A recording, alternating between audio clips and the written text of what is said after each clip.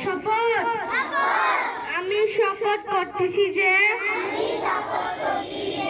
মানুষের সেবায় সর্বদা নিজেকে নিয়োজিত রাখিব, দেশের প্রতি অনুগত থাকিব, দেশের একতা ও সংহতি বজায় রাখিবার জন্য